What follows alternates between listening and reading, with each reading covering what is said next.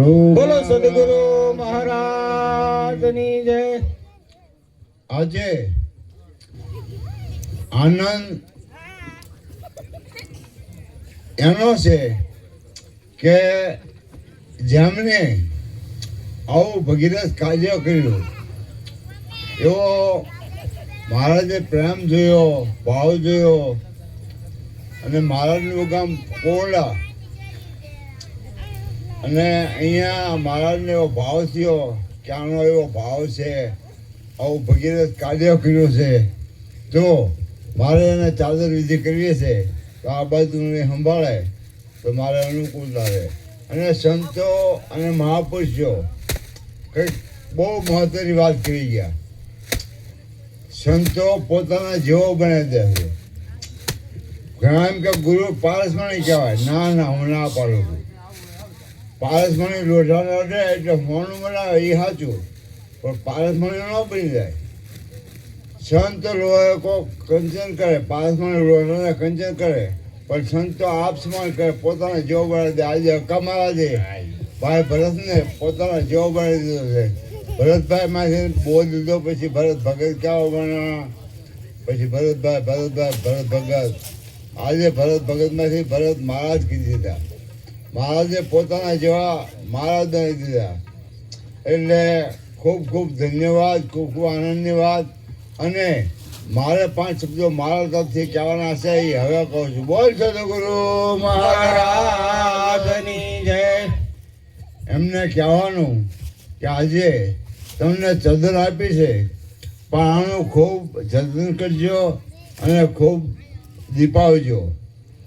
કારણ કે આ ચદર તમને આપી છે એટલે બધા તમને અધિકારી છે, તમને સાંડલા કરે, હાથ પડાવે, પૂજન કરે એવો અધિકાર નથી આપ્યો. પણ તમને પરબે બેહારી અને ગોળા ખાલી રાખતા નહીં. તરસ્યા કોઈ આવે અને પાણી પાજો, તેની તરસ છીપાવજો.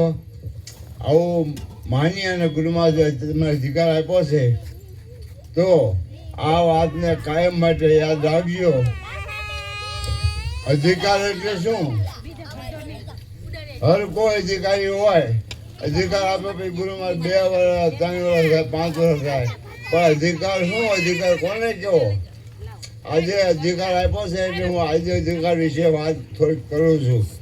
કે અધિકાર એને કહેવાય કે જે બોધ લીધો હોય અને બોધ આખો પૂરો થાય, બોધ પૂરો થાય ત્યારે એક સોગંદ વિધિ કરવામાં આવે છે અમારા નિરાજ દેશમાં, કે આ જુગતી ભક્તિની વાત, જુગતી મુક્તિની વાત અમારા નિરાજના બોધ લીધેલા સંતો સિવાય બીજા કોઈને કહું તો મને બ્રહ્મચર્યનું પાપ એવું તાળું માર્યું હોય.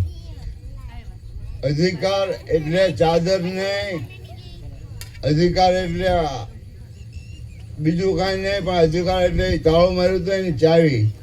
5 જણા બોધ લેવા આવે તો એ નિરાજના ન કહેવાય, પણ છતાંય કે તું આ વાત કરીએ એટલે અધિકાર એટલે શું? ચાદર એટલે ચાવી. આજે ભરતભાઈ મટાડે અને ભરત મહારાજ એવું બિરદ આપવામાં આવે છે. અને તાળું જે માર્યું હતું એની ચાવી આપવામાં. બોલો સદગુરુ મહારાજની જય. જય ગુરુ મહારાજ, જય ગુરુ મહારાજ.